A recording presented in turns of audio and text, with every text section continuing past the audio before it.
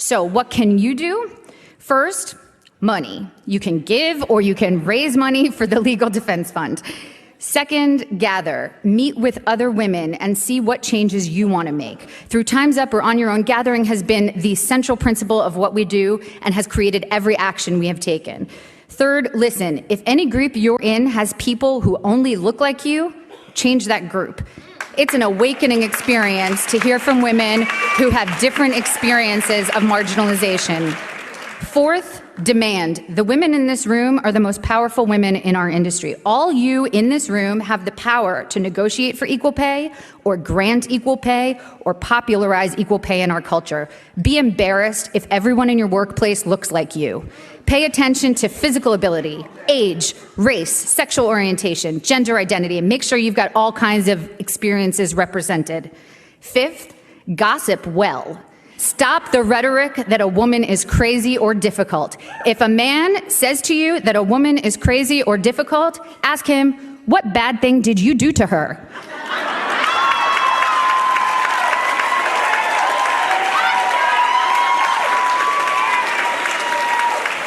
That's a code. That's a code word. He is trying to discredit her reputation. Make efforts to hire people who've had their reputations smeared in retaliation. Sixth, don't be shy. Don't shy away from consequences for those who abuse their power. Those who abuse power are not going to have a change of behavior out of the goodness of their hearts. They are motivated by self-interest, and they will only change their behavior if they have to worry they will lose what they care about. Seventh, and this is a united challenge to everyone in this room, tell a new story. What if we took a year off from violence against women? What if for 1 year, everyone in this room, just 1 year, does everything in their power to make sure that all the entertainment produced from this room doesn't depict a rape or murder of a woman? In the projects you write, produce, direct, act, package, market, do not harm women this year. Let's see how that goes.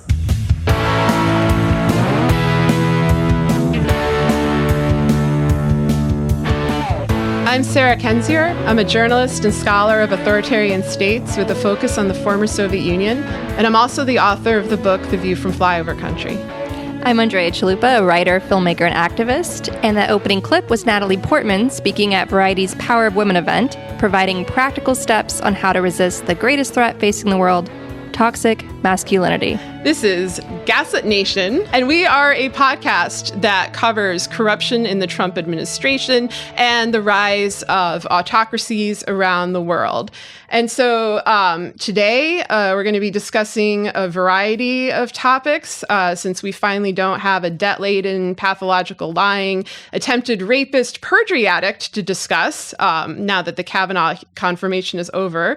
So we're going to move on to our usual topic of the International Alliance of Kleptocrats eroding freedom and justice around the world. In this episode, we are focusing especially on the new attacks on freedom of speech and on journalists, which we discussed a bit last week as well. So if you missed that episode, we recommend you catch up.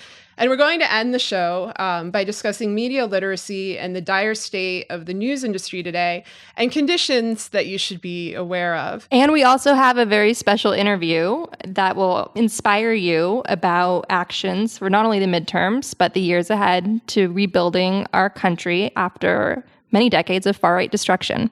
So stick around for that.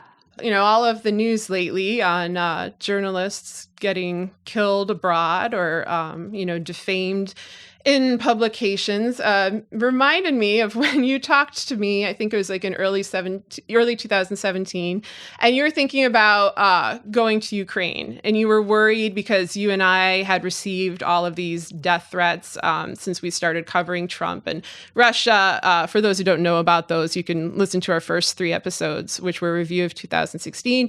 And you were, worried what was going to happen. And I think what you wanted from me was just, reassurance and a hug and some kind words. And, me being me, I, of course, is like, well, Andrea, they're not going to kill you now because they don't want martyrs. If they killed you, it would signal that you're actually telling the truth about Trump and Russia and are therefore worth killing. And then people would take what you said seriously, which would be really bad for them. And so what they'd rather do is make you look crazy. And so, like, while maybe I'm like the crappiest friend, I think that You're too crazy to kill, unfortunately- Andrea. You're safe. Yeah. I mean, and you were kind of like real quiet for a minute, and then you're like, oh yeah, thanks. But And then I went to Ukraine and it was all fine. I know you're building up to a really important point, but I do want to jump in and say that I had to go to Ukraine in June 2017. And about a month prior or so, the harassment started picking up again at my sister's house in Washington, D.C. My sister, again, of course, is, as you may recall from the first 3 episodes, she was a long-time member of the DNC, worked in various positions there, and she warned everybody in her organization and in the media very early on in 2016 about Trump and Russia, drawing attention to Paul Manafort specifically, and all the research she pulled together that was in the public domain at the time. And as a result, she had death threats and attempted break-in on her home. Her car was trashed twice. Her phone was hacked. Her computer was hacked. A mysterious song was downloaded somehow onto her phone, and the lyrics were threatening. So the harassment had picked up again right when I had to go back to Ukraine. So that's why I was really nervous. And what ended up happening is, at the same time, the far-right pundits on cable news were saying, hey, collusion's not a big deal. And we started wondering, why are they talking about collusion and saying it's not a big deal? And then suddenly the New York Times drops a series of bombshells revealing that Don Jr. met with the Russians in Trump Tower and essentially did a quid pro quo, like dirt on Hillary Clinton, hacked emails in exchange for dropping sanctions related to the Magnitsky Act. So to deflect attention from himself, Don Jr. broke his silence on Twitter by trying to blame my sister and Ukraine for hacking the election. So now looking back, the harassment that resurfaced again in spring 2017, it was very clear that they had that strategy in place to try to flip the script in the media and take the attention away from Don Jr. and put it on my sister. And to sort of get my sister in a weaker position, they started harassing her again to mess with her head. And I will tell you, in terms of getting the media attention away, it did work. People were suddenly talking about Ukraine and my sister as though there was something there. Turns out there wasn't. And so, yeah, that's the background on that story. Because I just think it's important to know of how the harassment strategies work, not just against journalists, but also against people who are risking their lives and careers to speak out about what's really going on. Yeah, absolutely. And that, you were facing a very legitimate threat and you had very legitimate concerns. And, my point in bringing this up again is that at the time, I felt like we hadn't yet crossed this threshold. We have this kind of dynamic of hit pieces or actual hits. And at that time, I think that they felt confident enough that they were going to be able to cover up corruption, that nobody was going to take Trump and Russia seriously, that it was going to be dismissed widely as a conspiracy theory. And by the time people caught up to everything that had transpired, which, you and I and several others were actually talking about in real time throughout 2016, it would be too late. They will have consolidated autocracy within the government, and any kind of revelation would be ineffective. And so at that point, it was just advantageous and a better strategy to just label critics, particularly female critics, as hysterical, because to kill someone is to kind of give credence to their claims in a sick way. And now, unfortunately, I think we have crossed that threshold, and we'll discuss that a little bit later, where they are killing journalists with impunity, journalists, covering corruption worldwide, and they don't care who knows it. They want people to know it. And so, yeah, this is a terrifying time to be a journalist. It's a terrifying time to be, a human in general. So I don't want to detract from the broader threat against people who have it way worse than us. But yeah, so it's been a weird time, especially this year, just seeing strange things come out in the media that you're sort of wondering, don't you have more important things to cover, especially given the decline of media, the massive loss of newsroom jobs, the decline of local newspapers, which are so essential to exposing local corruption and keeping their local community safe. Like, I don't understand why people that are left in these newsroom jobs abuse their power by focusing on such little petty stories that really have no public service value. So we saw a wave of those recently in this year alone. And so Sarah and I are actually going to do a whole proper breakdown of media literacy, just so our audience looks at the statistics and the hard numbers of what America's newsrooms look like today. And spoiler alert, they're very, very male, predominantly white. So white men and white women decide who gets credibility and who gets labeled. And it's a very white privilege lens that we're getting our news from. And so we're going to break that down and sort of go into those numbers and look at some room for improvement and some case studies on why that improvement is so urgent and necessary. And it's just a matter of human rights now in America. So stay around for Media Literacy 101 later in the show.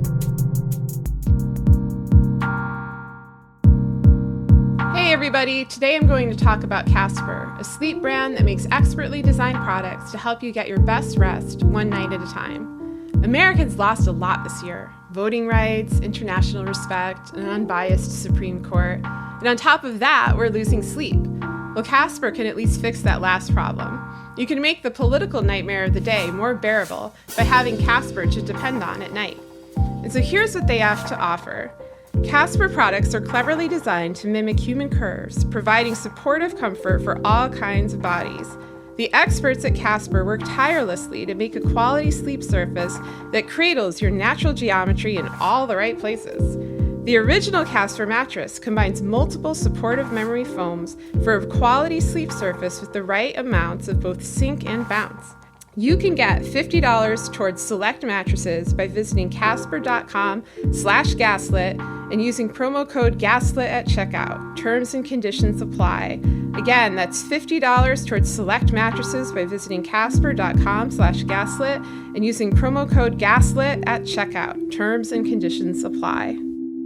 Yeah, no, I'm glad that you brought up, the problems of our newsrooms, because on top of that structural deterioration, we have, as I said before, growing dangers. They're openly assassinating journalists who investigate corruption across the world. Within the last year, that's included Daphne Galizia of Malta, Jan Kuciak of Slovakia, Victoria Marinova of Bulgaria, and most famously, and leading to a lot of policy controversies, Jamil Khashoggi of Saudi Arabia, who was killed in Turkey, but was a writer for the Washington Post. And as I said, these killings are increasingly happening with impunity. They're meant to send a message that, when you hurt one journalist, anybody is, a potential target. And this isn't new. Journalists have been killed by brutal regimes for as long as there's been public documentation of crimes. But I think what is new is how technology and how digital media has transformed this landscape, where you have authoritarian kleptocracies increasingly aligning with each other across the world. We've seen the weakening of democracies worldwide, and they're involved in mutually beneficial and criminal financial relationships, things like money laundering that these journalists are investigating. And then you also have a digital media landscape that crosses borders, so that when a journalist from one country is investigating a crime that often implicates leaders from, multiple countries, that is read by a broader populace. The world is able to read, an indictment of, its business and political and other leaders, kind of in unison. And so that's something that's, new. And I guess, I don't know exactly how to deal with that, because I feel like this is yet again an uphill battle against time, because what we need is strengthening democracy, strengthening human rights, strengthening protections for journalists. And there have always been NGOs and activist groups, usually based in the West, that have risen to the fore to try to protect journalists who are in harm's way in authoritarian states. Now, if you look at, say, how Poland changed, Hungary, Czech Republic, the United States, England under Brexit, all of these democracies are weakening. And with that, the kind of, who do you go to for protection? That question is unanswered. And I want to quote a tweet from Garry Kasparov, the writer and activist and chess player from Russia, who had warned a long time ago that this would happen if Putin was not reined in. On Sunday, Kasparov tweeted, "When I said 10 years ago that Putin was a Russian problem, but would become everyone's problem if not stopped, I meant the model, not just the man." So as for Kasparov's comments, a little background. In 2006, Russia assassinated dissidents and journalists with impunity, often on foreign soil. You saw the assassination of journalist Anna Politkovskaya in Moscow, and also of Alexander Litvinenko in the UK. 2006 was also the year that former Russian spy Sergei Skripal, who was the target of assassination this spring, was convicted in Russia. And Skripal ended up settling in the UK, only to be targeted there this year. And so that means that the world had ample time to watch these tactics in action, including the attack on Litvinenko in the UK.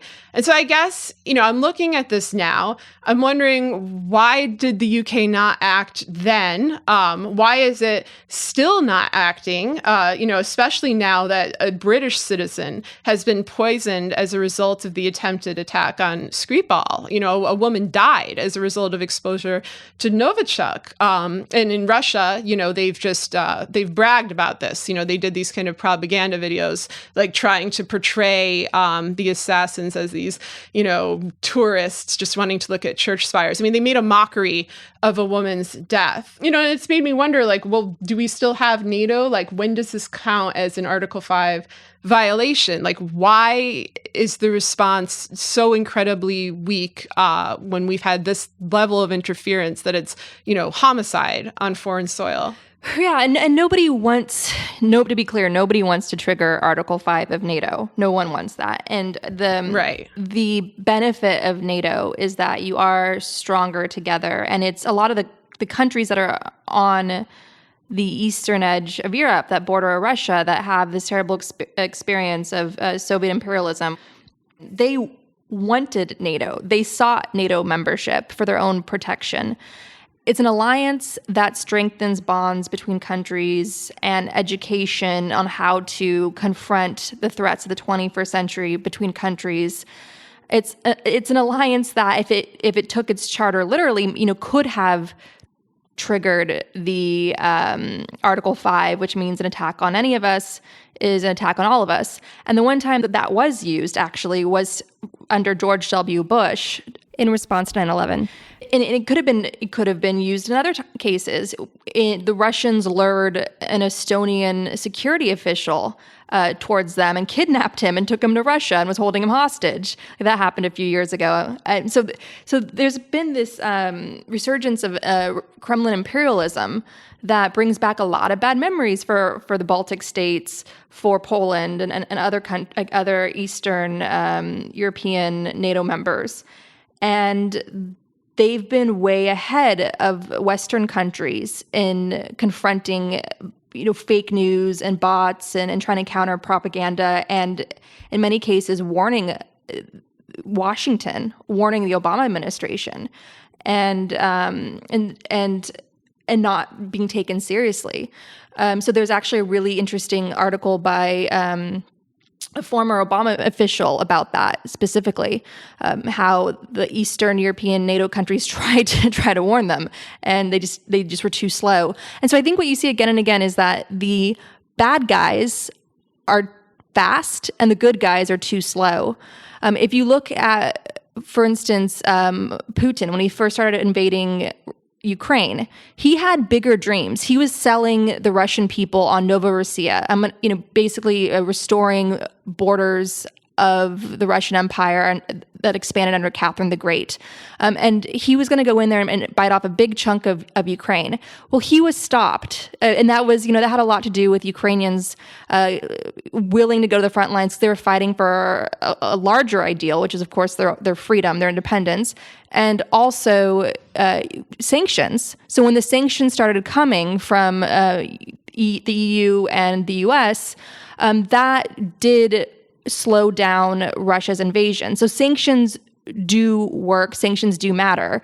Unfortunately, I think we've seen a bigger reluctance by this administration to enforce these sanctions and to enforce other things that would deter Kremlin aggression, like releasing a substantial corruption report, like naming names and calling out Putin and all the money he's hiding and all of it.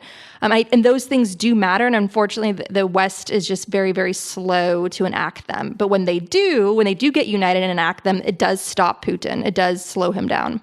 And we've seen that with his invasion in Ukraine. Yeah, and that's what's so frustrating. I mean, we've talked on here before about the Mueller probe and the slowness in that, and how that is, a serious obstacle to actually accomplishing the goal, which is to protect people, which is to stop criminal behavior, which is to clamp down on kleptocratic activity.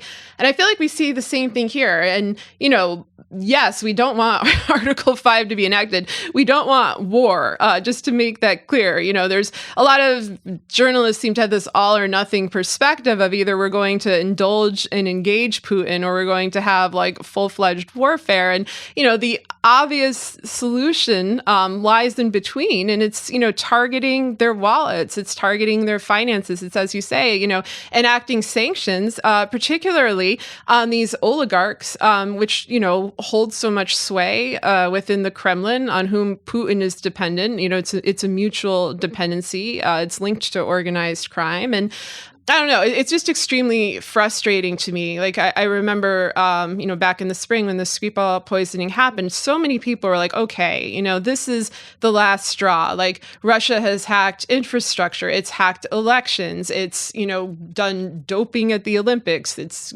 caused a plane crash. I mean, on and on. It's invaded Crimea and is making moves into Ukraine. Like you can go on and on about the human rights violations and the violations of international law that the Kremlin committed. And then this was so, even by their standards, so blatant and cruel and committed with such audacity that I think people really thought, like, yeah, this is when the UK is going to act. Combine this with Brexit, and still basically nothing. And I think it just speaks to this erosion of institutions and power in the West. And I don't know how to get that power back without confronting our own weaknesses head on, which they seem very reluctant to do. Yeah, I completely agree. And Gary Kasparov, one of the things he likes to point out is banks, not tanks.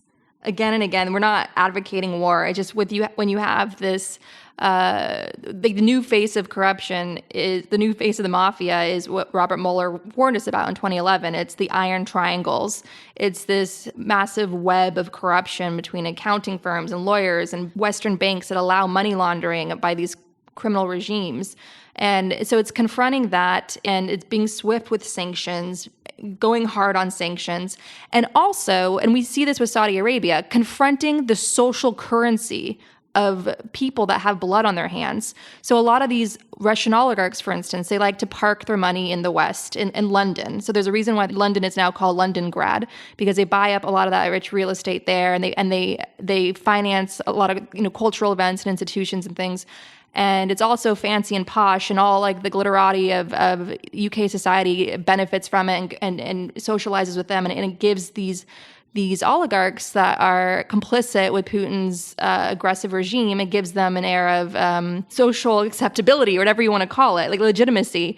That's been going on for far too long with Saudi Arabia's royal family and elite. And now you're seeing finally a backlash because of the murder and dismemberment of a journalist by the Saudi Arabian government, where finally you have these big companies from JP Morgan to big media companies pulling out of any type of conferences or anything they have coming up with Saudi Arabia. And it's about time they do that, because what these regimes crave is acceptance. What they crave is, being celebrated, hosting the Olympics, hosting the World Cup, being the center of attention, throwing a great party with their country's branding on it. As you've always said, Sarah, with your research, and authoritarianism is a brand for the dictator. So what you need to do is damage the dictator's brand.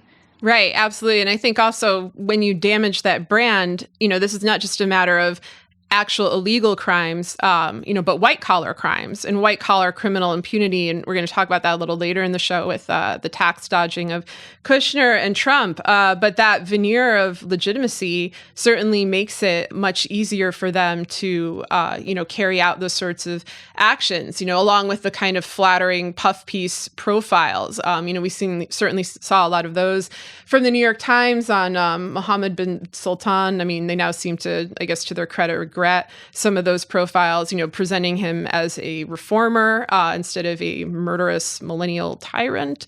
And speaking of that, I want to talk more about Khashoggi. We talked about him last week. We're now approaching, I guess, the 8-year anniversary of the Arab Spring, which was this time of hope for the Middle East. It was a time, I think, where people thought, we were on this wave of democracy. I mean, it was a time of pessimism because it was after the recession, it was after the Iraq War. But I think, democracies in Eastern Europe, for example, were much more stable than they were now. And I think that many in the West and also within the Middle East thought this is the moment. This is the moment where dictators that have been in power for decades are finally going to be overthrown, and people have a voice and be able to, determine, their own laws, own representation, own future, have the opportunities that they were long denied.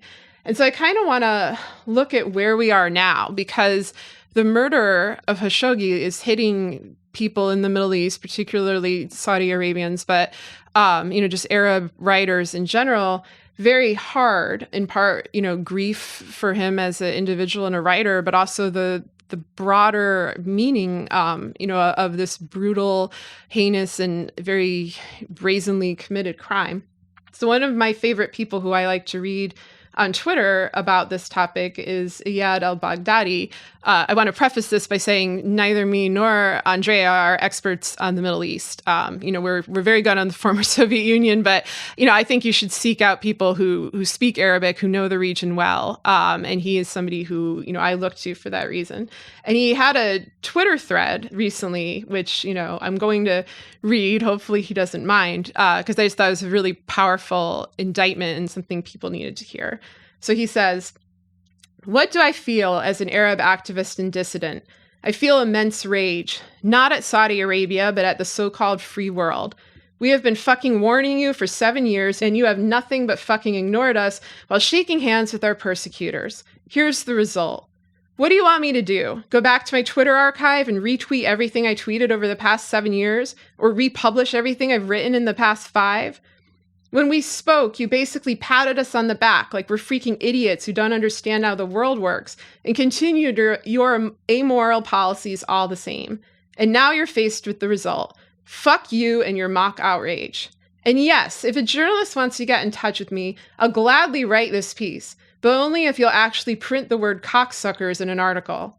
They murdered us, they destroyed our lives, they made us into a generation of traumatized refugees. They disappeared us, they tortured us, they jailed us, and you sat there and feigned concern while you still shook hands with them. Fuck you. You know how we got here? You know how we got to the point where a freaking 33-year-old nutjob is blackmailing the world? It's your fucking hypocrisy. If you weren't so fucking hypocritical about your values, they wouldn't be at risk now. Hey, Iyad, why don't you work for a think tank? You're really good. Why don't you advise on policy? Because think tank and policy circles are full of fucking careerist cocksuckers, that's why. Stability at all costs? We were the cost, and now this is the cost. I'm already getting responses from people feeling butthurt about the criticism. How many of you lost friends? How many of you got tortured? How many of you lost everything for the very rights that you were handed on a silver fucking platter at birth? No, I'm not only talking to the political class. I'm talking to everyone who failed to take their own elected leaders to account. I freaking speak about democracy every day, and I've never had the right to vote for an hour of my life. What were you all doing with your votes? Stop your butthurt and accept personal responsibility. Accept personal responsibility. Without that, change can never happen." So yeah, that was a powerful statement. He usually doesn't, swear that much. I feel like it's completely justified in this case. And I hope that, people continue to look at what he's saying and what people close to Khashoggi are saying because it is not only Saudi Arabia that is responsible for this crime. It is the hypocrisy of Western institutions. It's this idea that if you just kind of wait it out, certain people's lives are worth sacrificing, that an individual living, in a country being abused by their government is, just it's fine with them being a pawn as long as we eventually meet some greater goal. And I've been to so many of these kind of NGOs that he discussed, where people talk a good game, but when it comes down to what people need, which is often money, resources, and real confrontation of these brutal regimes. And again, I don't mean militarily, but I mean in rhetoric, and I definitely mean financial consequences. Good old-fashioned boycott. Pull your money out. Pull your money out. Yeah.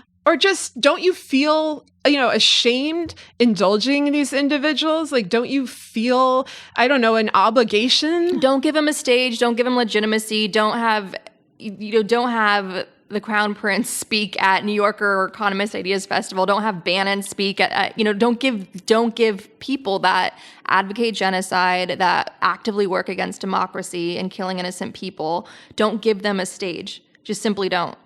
And pull your money out. Whatever power you have to divest, do so, and enact sanctions swiftly. And that's what you do. And then work towards a green energy policy, because it's the green energy that's really going to put an end to these regimes. Yeah, absolutely. And, and it's frustrating now because the situation with human rights in Saudi Arabia has obviously been bad for a very long time. And nonetheless, the U.S. continued to have these very close relationships with the ruling family, due to oil interests and other economic interests. And that was damaging enough, particularly in the Bush years. But I'm more concerned now for the obvious reason of the particular makeup of this White House, which is basically a criminal syndicate posing as a government.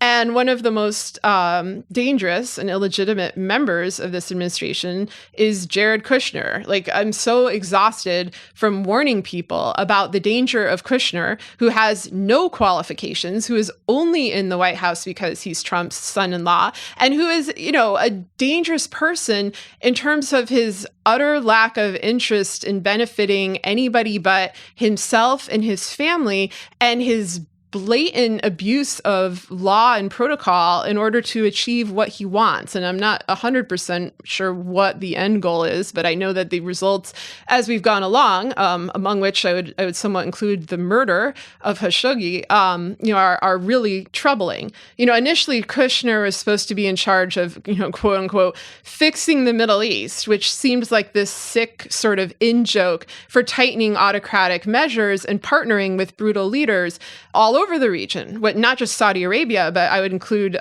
Israel under Netanyahu as well. And one of the things that's frustrating is that it should be easy to get rid of someone like Kushner. He doesn't have a policy background. There's no reason he should be there. And he's committed crimes while in office. He lied on his security clearance forms more than any appointee in history. Like, no one had seen anything like this, where he left off hundreds of names of foreign contacts that he has. He's attempted to set up and has set up illicit back channels to foreign dictatorships. He's been credibly accused of selling state secrets. And I think that even if he does leave the White House, we're still going to be left with the ramifications of that. I think our national security is permanently jeopardized because of Kushner.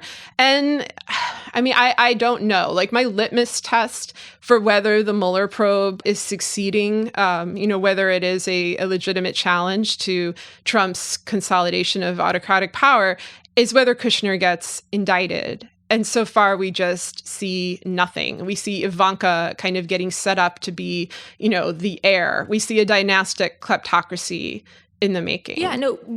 We have the Javanka watch on this show, where we keep repeating again and again that the end game to all this is for Donald Trump to see his daughter as the first woman president. She is her father, wrapped up in a prettier package, as we always say.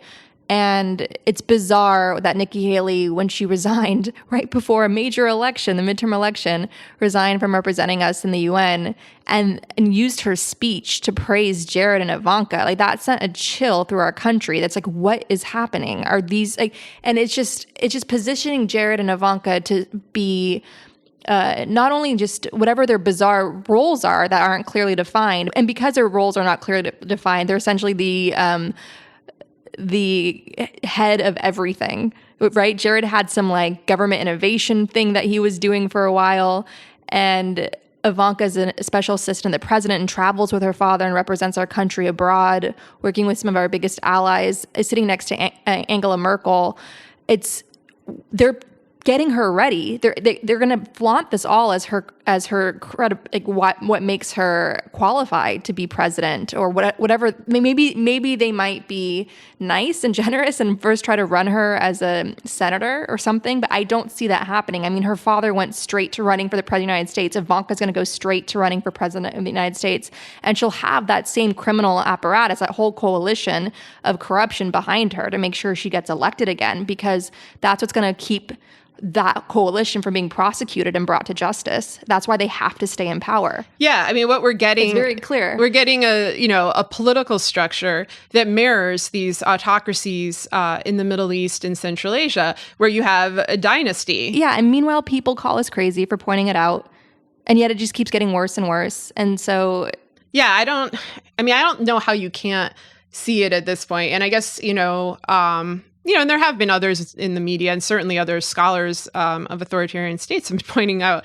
this danger for a long time. Other outlets have been rather slow and have been mostly operating as court stenographers for this little, dynasty in the making, especially the New York Times. But recently, they released what they classified as a bombshell article about how Donald Trump is not a self-made man. Shocked, just shocked by this claim, and in fact leached off of his dad and helped his dad. Wait, Donald Trump is not a self-made racist either. He was like born into a racist family. It took a village, dude. It took the whole Trump spawned family. Racist little children. So yeah. Yeah, so they released this giant article that they're hyping up a lot. I don't have a criticism really of the article. Actually, I do. I feel like it kind of played down the mafia connections, the connections with organized crime that the Trump family had. But it did do a thorough investigation into some finances. Would have been nice had that come out in 2016. However, I felt like the article mostly built on the work of New York journalists who covered this in real time. Particularly Wayne Barrett, who's my number one recommended source on Trump. Unfortunately, he died the night before the inauguration. And also, this wasn't new. This was discussed by Hillary Clinton in the first presidential debate. The fact that Trump is not self-made and that he, built off of his father's schemes and plots and ripped a lot of people off. This was all, very much in the public domain. I'm not sure you can get a more public viewing than the two presidential candidates discussing this on a national stage in primetime. So you've got to ask yourself, why won't he release his tax returns? And I think there may be a couple of reasons. First, maybe he's not as rich as he says he is. Second, maybe he's not as charitable as he claims to be. Third, we don't know all of his business dealings, but we have been told through investigative reporting that he owes about $650 million to Wall Street and foreign banks. Or maybe he doesn't want the American people, all of you watching tonight, to know that he's paid nothing in federal taxes, because the only years that anybody's ever seen were a couple of years when he had to turn them over to state authorities when he was trying to get a casino license, and they showed he didn't pay any federal income tax. So that makes if me he's smart. paid zero. So I wasn't super excited about that article. I think it's a good direction for the New York Times to go in 2018 with him in office with very little that can be done about this. But, one thing I want to add, and, I want to hear your reaction to, another thing that they've left out and that really hasn't been discussed very much at all is this article that came out in late 2016 based on documents from the Czech security services from, back when Czechoslovakia was a Warsaw Pact country working with Soviet intelligence. These documents were released from the time that Czech intelligence was spying on Donald and Ivana Trump, who hailed from Czechoslovakia. And they had a lot of little interesting notations in there. They said that Trump had struck a deal to not pay taxes in the U.S. for 30 years. It didn't specify who he struck this deal with. I would like to know. And that he had presidential ambitions. And that's something that, we all knew. Trump started talking about his presidential ambitions in 1987, right after he went to the Soviet Union, and continued to either run or almost run for president for the next 30 years, did so 5 times. I want to know, what the hell this is. This to me is a big story. It was written about in The Guardian. It was written about in Bill. This is not some sort of fringe discovery. All these documents are out there. Why the hell didn't he pay taxes?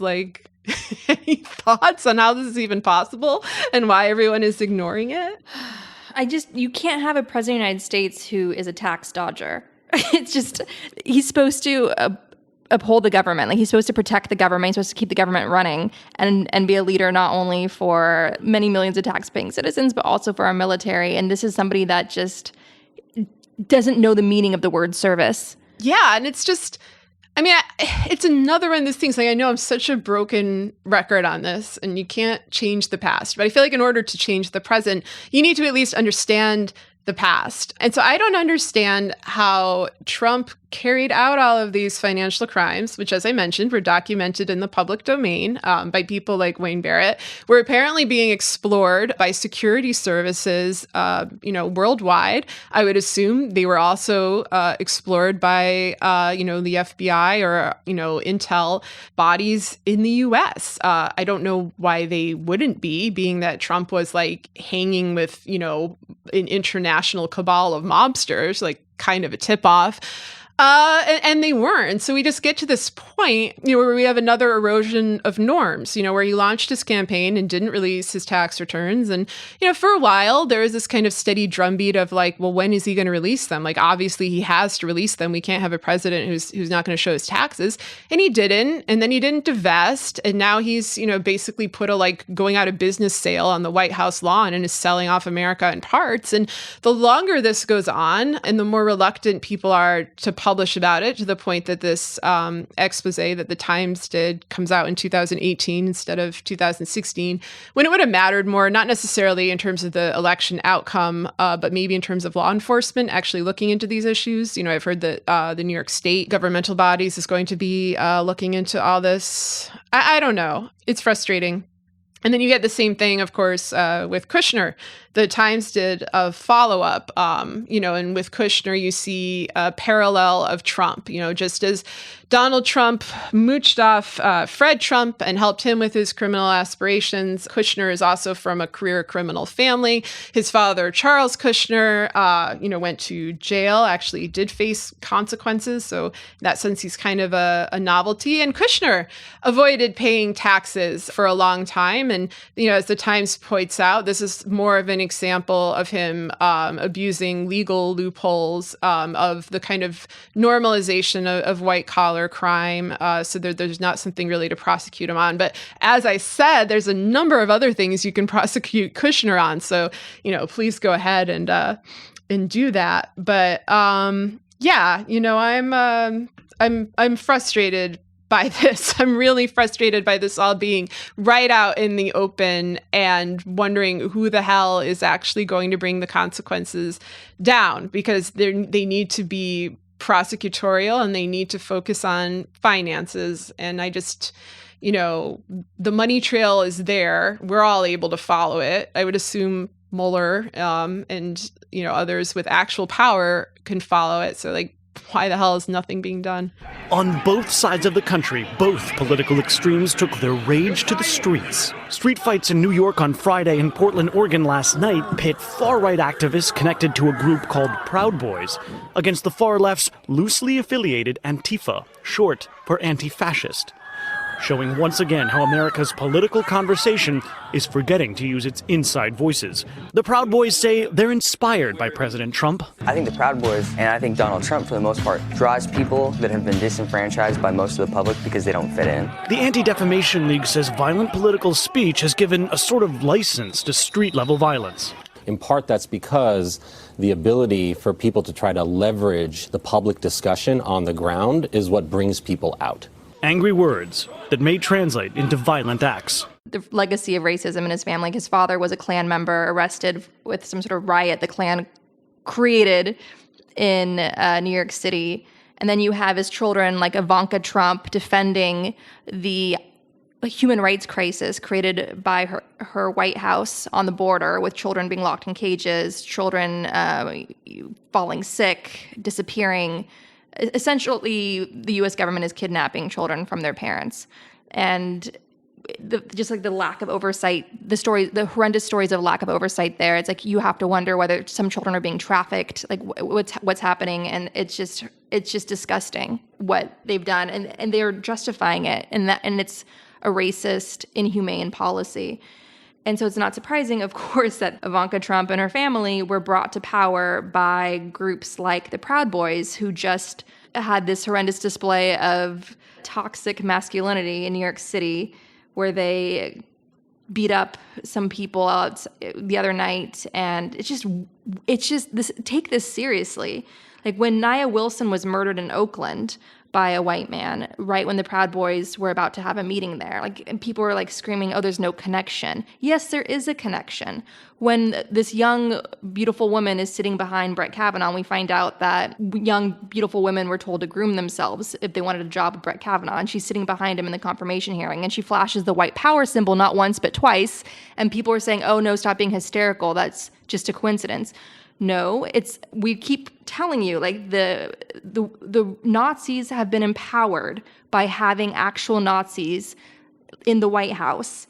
And they do this to show solidarity among each other. They go and beat up complete strangers to flaunt their power and exhibit solidarity with each other. So this story going viral, it might be a nightmare to the rest of us, decent people watching this, but for them, they're proud of it. They're cheering it on.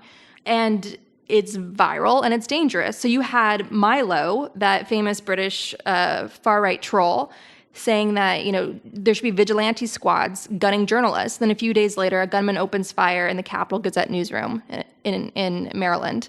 There's a connection here. Like the far-right white terrorists have permission to, just like the dictators, just like Putin, just like in the Middle East, they have, all the bad guys now have permission to come out and do what they want to do now because of this utter lack of leadership, this vacuum of power in the White House right now, where you have criminals, as Sarah has just pointed out, tax dodgers, the new face of the 21st century mafia in the White House. And so what else do you expect to happen? And they have a racist agenda, a violent agenda.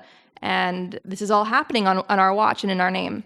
Yeah, I think, the ability to act with impunity, I think is what's changed so dramatically over this year. And I think, it's not so much that the shock wore off, it's that people are changing their expectation of accountability. And by that, I mean, you should still continue to expect accountability. We have laws. People should be forced to follow them when they are violating the law in a way that, involves physical violence against another person, that involves, persecuting another human being, beating them up on the street, but the bodies, that are supposed to enact these laws hold them up, like the NYPD this weekend when the Proud Boys were out beating protesters on the street are not doing their job. The various apparatus of government that are supposed to keep people in check are not doing their job.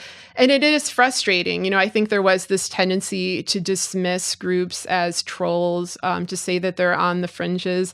But the fringes have been brought to the center, and they are part of the Republican Party. It's part of an ongoing propaganda apparatus. They're leading the Republican Party. They're going to make Ivanka the face of the Republican Party. You'll see, her father may not run again, or he'll run again, or he'll never leave power. Because remember, he did say he could see a president being president for life, and he loved what the president of China did and getting rid of term limits. So who knows? It's all open. But I would say that the fringe is the Republican Party now. Yeah, and it holds, all mechanisms of power. I mean, that's why last week's episode was so incredibly depressing, because it was the loss of the judiciary. And, we've, as a nation, obviously lost our moral footing. I mean, and I don't mean everyone, I mean our leaders have. But, when there's not norms, you have laws. And now we're just finding, blatant violations of law by the government in plain sight with no consequences. And that's, it's frightening. I don't know what's going to happen in the midterms, but I am very worried about, the mainstreaming of these extremist policies, especially when it comes to migrant kids on the border. The fact that Trump and Stephen Miller are outright saying that they intended the policy to be cruel, to be torturous as a deterrent, and that people are kind of absorbing this and thinking, this is normal, this is okay, I guess this is just how it is. I think people forget a lot of the atrocities of our past. They forget they were a country where white people used to lynch innocent black people, hang them from trees, and gather around and smile for a picture that would be sent out as a postcard. I mean, in many ways, the kind of abhorrent things that we see on social media, in which, the Proud Boys beating up people is sort of touted as this great victory, is done in plain sight. Crimes are carried out with impunity. It's not new. It's just an extension of a really horrendous past that we've tried incrementally to move away from. And there has been progress, but I think it shows just how precipitous our times are and how easily, we can move back unless we're vigilant. And so as citizens, that is the power that we have, is to stand up for each other, is to document these crimes and atrocities, is to call people out, and to never accept it, to always, focus on who's getting hurt above anyone else, and to not cower before people in positions of power and authority. We have a constitution, we have a representative government. Is it failing us? Yes, but that doesn't mean that we stop demanding more from them. Yeah, and if you have power, any type of power right now, don't abuse it, or you're just as bad as they are. And so that leads us to our discussion on media literacy. What is not being addressed up here by the people supporting new media is the fact that at the state and local level, it's America's regional newspapers that are collapsing, that are imploding faster. And that, in some ways, the industry itself has been oblivious to it, because it's sort of like the shark was eating everybody from the bottom, and the New York Times and the Washington Post felt it last. When they have a buyout of 100, 200 people, and they have a newsroom of 1,300 people, it doesn't feel the same as 200 people walking out of a newsroom of 400 in a regional area. That means that all of a sudden there's nobody covering the cop shop, nobody covering the zoning board. The day I run into a Huffington Post reporter at a Baltimore zoning board hearing is the day that I will be confident that we've actually reached some sort of equilibrium. There's no glory in that kind of journalism, but that is the bedrock of what keeps, the next 10 or 15 years in this country are going to be a halcyon era for state and local political corruption.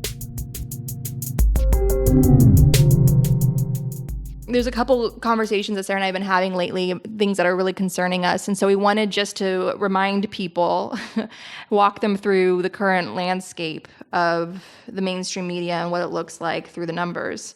So I'm going to read from Pew Research. Newsroom employment across the United States continues to decline, driven primarily by job losses at newspapers. And even though digital native news outlets have experienced some recent growth in employment, too few newsroom positions were added to make up for recent losses in the broader industry, according to a Pew Research Center analysis of Bureau of Labor Statistics Occupational Employment Statistics survey data. From 2008 to 2017, newsroom employment in the U.S. dropped by 23%. In 2008, about 114,000 newsroom employees, reporters, editors, photographers, and videographers worked in 5 industries that produce news: newspaper, radio, broadcast television, cable, and other information services. By 2017, that number declined to about 88,000, a loss of about 27,000 jobs. This decline in overall newsroom employment was driven primarily by one sector, newspapers. So basically, if you have a newsroom job, you're doing extremely well right now. And that's a massive decline in jobs, 23% since 2008. And guess what? Guess who has the vast majority of the remaining newsroom jobs? White men. This is a quote from an NPR article on the crisis of a lack of diversity in the media and why that matters. In many of today's newsrooms, women and journalists of color remain a sliver of those producing and reporting stories. According to studies from the American Society of News Editors, the Women's Media Center, and the advocacy group VITA, gender and ethnic diversity in newsrooms have hardly improved in the last decade, despite increasing demand for more inclusive journalism in the current round-the-clock news cycle. Nationally, Hispanic, Black, and Asian women make up less than 5% of newsroom personnel at traditional print and online news publications, according to 2016 data from the American Society of News Editors. The organization stopped requiring the news outlets to reveal their identities in an attempt to increase participation in the yearly census. Numbers from 433 news organizations that participated in 2015 and 2016 show a 5.6% increase in the minority workforce, now at 17% at print and online news sites. But the numbers lag far behind demographic shifts in a country where nearly 40% of Americans are part of a minority group. Around the country, local newsrooms remain largely white by most measures. In March, the Women's Media Center released its annual report on gender representation in the media. The latest numbers show a tiny change. 37.7% of the news was credited to female journalists. Major national outlets continue to be dominated by men, and women actually lost representation in broadcast news television. In a 2015 survey by the group VITA, Women of the Literary Arts, magazines with a focus on news and culture, such as The New Yorker, The New Republic, and Harper's, don't fare any better. VITA's numbers show that women of color and minorities in general are virtually absent from the political commentary and investigative journalism these magazines provide. Though nearly 20% of the country's population is Hispanic, very few of these publications had a single VITA respondent self-report as Hispanic. The implications of this generalized absence are manifold and begin at the storytelling level.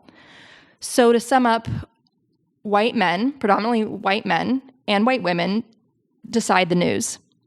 They decide the stories that are worth telling. The NPR article goes on to share an anecdote of a Black female reporter who was early on the Colin Kaepernick story in looking at the human side of it, looking at his story as, not someone who was at war with the NFL or breaking rules just to be a rebel, but looking really at the human rights crisis, looking at this huge story through a human rights crisis lens and what a difference that made and how early she was to that.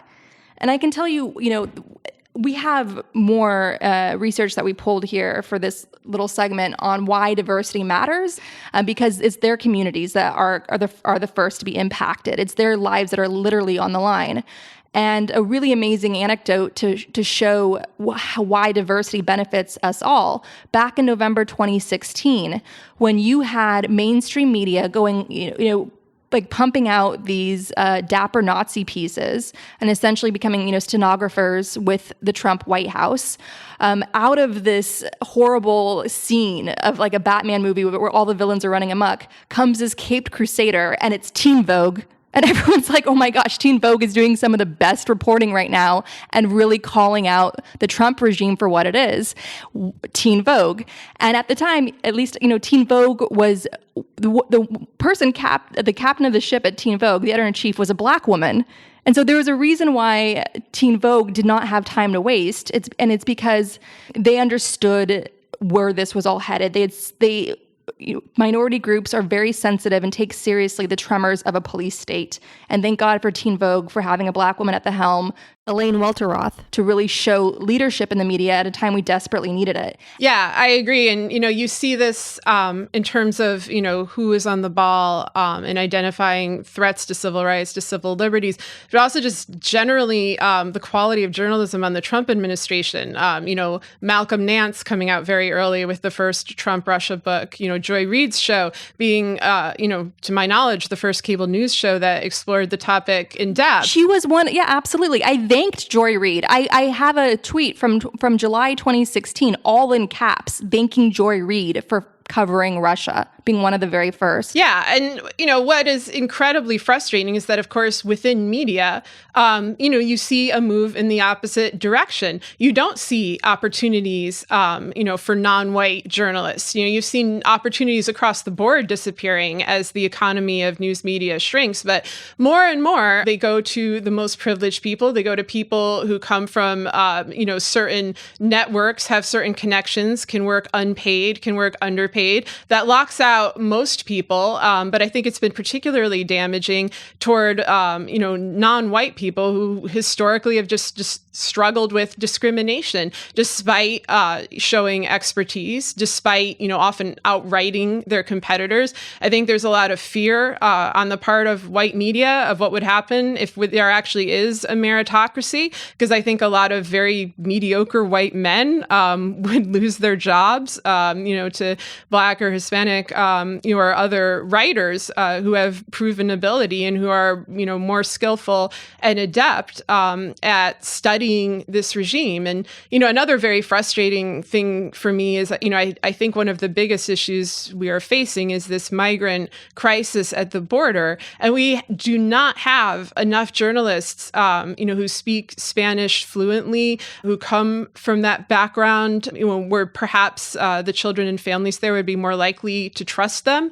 After having this experience with the U.S. government, I think that it's natural for people to be wary of, white Americans coming their way. And this isn't about filling quotas. No. This isn't about that. It's about quality journalism. Yes. It's about empathy. Representation in media, about empathy, and about, access in different ways. And one of those forms of access, and I certainly noticed this with Ferguson, is that you will get better interviews often if you're from that community. That's why when people wanted me to go and, because I was covering Ferguson early and, I live here, I was happy to talk about the dynamics of St. Louis. I was happy to talk about, for example, what it's like to be a journalist covering Ferguson. I refused any situation where they asked me as a white woman to, quote, speak for the Black community. I was like, come on. Like, there are people here who've been dying to tell their stories, to see some justice for their community. Like, there are Black journalists in St. Louis who don't have jobs, who can do this. Like, I do know what the resistance to this is. It's racism.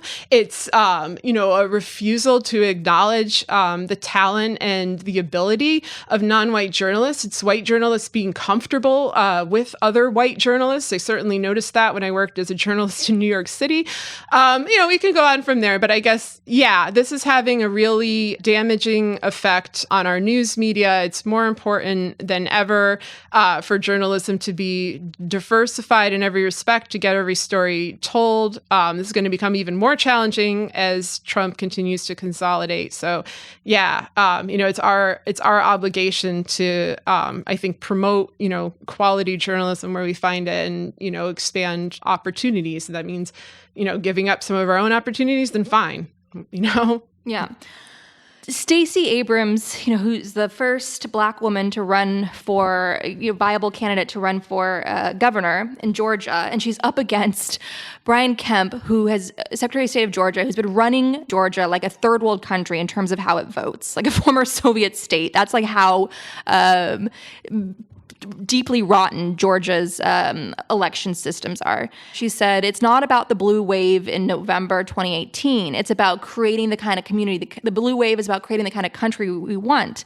And if you really look at the research, if you want a unifying message for the Democratic Party, for the opposition, that's going to unite us all and build a stronger, progressive nation that really reflects the overwhelming decency that we do have in America, it is simply this. It's that diversity, greater diversity, is great for business across the board. Just look at the research. And I'm going to read now from a 2018 article in TechCrunch. Diversity is good for business, not just from the ethical standpoint, but from the perspective of a company's bottom line, according to McKinsey & Company. As a follow-up to its Why Diversity Matters study in 2015, McKinsey analyzed more than 1,000 companies across 12 countries, looking at their respective profits and value creation. Companies in the top quartile for ethnic diversity at the executive level are 33% more likely to have above average profitability than companies in the bottom quartile, according to McKinsey's report, Delivering Through Diversity. And essentially the same goes for gender diversity, with companies in the top quartile for gender diversity being 21% more likely to have above average profitability than companies in the bottom quartile. In the top quartile, financial services are overrepresented for gender diversity, while telecom, media, and technology companies are disproportionately represented in the lowest quartile. So that's not surprising that media fails there. Diversity of different types also matters. McKinsey found a statistically significant correlation between a more diverse leadership team and financial outperformance. So meanwhile, the article goes on to say the least diverse companies, the ones in the bottom percentiles for both gender and ethnicity, are 29% less likely to outperform in profitability. So for those who want to make the outdated argument that it's a pipeline problem, McKinsey notes how women received 35% and 33% of bachelor and master's degrees, respectively, yet make up just 17% of executives. Meanwhile, people of color received 30% of the bachelor degrees in science, technology, engineering, and math since 2000. Yet just 12% of executives in McKinsey's sample are people of color. McKinsey points to Salesforce as an example of a company that delivers on diversity and inclusion, noting its decision to create a C-suite role of Chief Equality Officer and its work to close the gender pay gap. Crafting a truly effective inclusion and diversity strategy is no small effort and requires strong and sustained inclusive leadership, the report states. But we, and many of the companies we studied in depth, believe the potential benefits of stronger business performance are well worth it. Now, what stood out to me, one of the many things that stood out to me in this TechCrunch article from early 2018 is Salesforce. One of my first interviews as a journalist, I interviewed Mark Benioff, the founder and now co-CEO. He was CEO for a very long time, but he recently switched to co-CEO. So Mark Benioff, one of my first interviews as a journalist, and it was a stupid little interview we did where I was asking him, because I was still a young journalist, and I was cutting my teeth in a newsroom, and I was asking him, the assignment was to find out what was on his desk, what his office was like, what he surrounded himself with. And I'll never forget it. Mark Benioff had a Yoda doll on his desk. And this is somebody who, Mark Benioff has been known to quote Star Wars. And the man is a billionaire, and he's achieved over time a company that is a leader and showing that diversity is a strength, that diversity is great for business. And McKinsey, talk about like late capitalism. McKinsey's first and foremost driven by the almighty dollar. They're not doing this because it's like Disney's a small world. They're saying, no, the numbers add up. This looks really good. You guys should really do this for your bottom line. And Mark Benioff being a leader of that and really showing that why it matters and why it looks good. I'm not surprised that this is a man who has Yoda on his desk front and center and is driven by something like a higher ideal, and that higher ideal paying him off in a very big way and being very good for business. I was really touched by that because a girl never forgets one of her first interviews. And so that was really nice to see. So all of that goes to say, now let's look at the dark side of what happens when you don't have a lot of diversity in the media. You get stories like Joe Bernstein and BuzzFeed doing a series of articles talking about what Joy Reid may or may not have blogged 10 years ago. I simply don't care. Like, does Joy Bernstein not believe in evolution? Like, all of us have blogged stupid stuff and tweeted stupid stuff, every single one of us in our lives. It's just human nature. We're dumb. Like, look at global warming is coming for us. Like, humans are inherently we all blog stupid stuff. And, speaking of, Joe Bernstein provides his own example when he tweeted recently.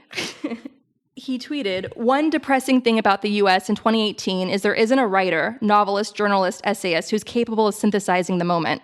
Well, he got massively ratioed for that, with like hundreds of people calling him out, and some people, calling out Sarah Kendzior as a prime example of somebody who, from the start, has warned us about Trump winning, and from the start has synthesized this moment in so many ways. Sarah, I could just objectively point out the fact that your essay, all of us having to be the light now for ourselves, that went viral in 2016 when people were comatose with shock over Trump's surprise election. Then you had a bunch of tech leaders signing a letter saying they'll never fall in line with any authoritarian far-right agenda. And they were quoting your work as well. So that had a big impact. And I can objectively say it's a fact that you self-published a book of essays, being a journalist, a writer, in a industry that is massively shrinking with jobs, a massive decline of jobs in the last 10 years alone. And so you self-published a book of essays to support yourself and your family. And it was all about showing the hidden casualties of income inequality in America. And when the first woman candidate for the highest office in our country, who many leaders had pointed out was probably the most qualified, when she had her election stolen from her through this coalition of corruption, and she came out and graciously began giving speeches again to try to inspire the nation forward. In one of her first speeches, she quoted your book. And then New York Publishing finally came knocking and put it out there, and it became a New York Times bestseller. So I would say objectively, not as your friend, but objectively, your record speaks for itself. And the fact that you're invisible to Joe Bernstein, and it's not surprising that he's somebody. If you're invisible to him, it's not surprising that he just lacks such a self-awareness of his own privilege. The fact that he even has a newsroom job, and he's wasting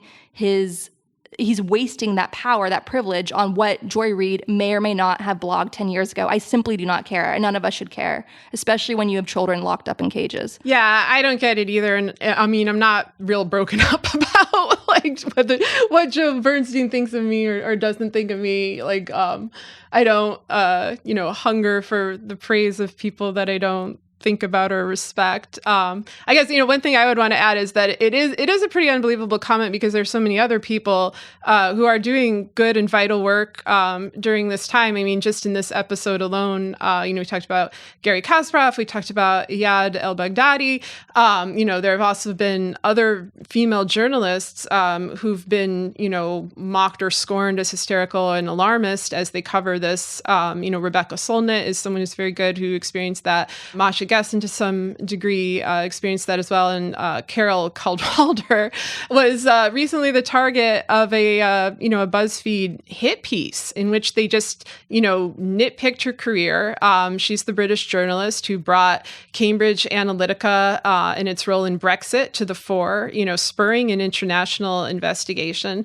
There have been a lot of people working in very difficult and sometimes dangerous conditions to try to bring these stories to the public. And I wouldn't really say they're ignored. It's always weird when people say that about me. It's like, I have a bestseller. I've been on late night TV. I'm on TV regularly. I have a pretty big audience. I wouldn't describe myself as ignored. I'm like, what you mean is that, powerful groups of white men in politics and media don't like me or won't recognize my work. And that's not who I write for. I write for the public. I write to try to inform people, and I write what I believe. And it's not about, that career ladder or social climbing for me. And, I'm pretty blunt about my opinions of the media. And yeah, I mean, maybe that's been a problem for me, but whatever.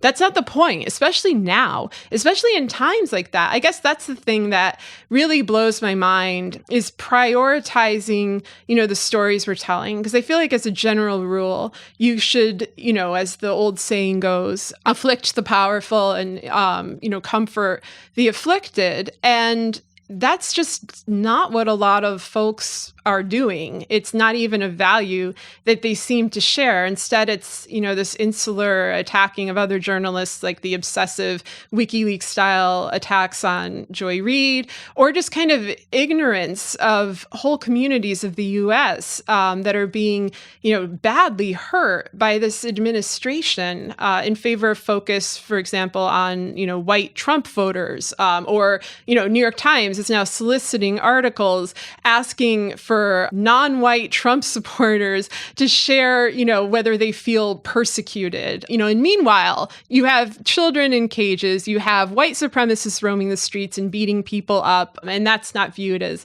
important as the feelings of this extremely small group of people that I think the Times is seeking to hold up as exemplars of a larger movement that just frankly does not exist. And you can look at the voting numbers or just, commentary in general to see that doesn't exist, but they want it to.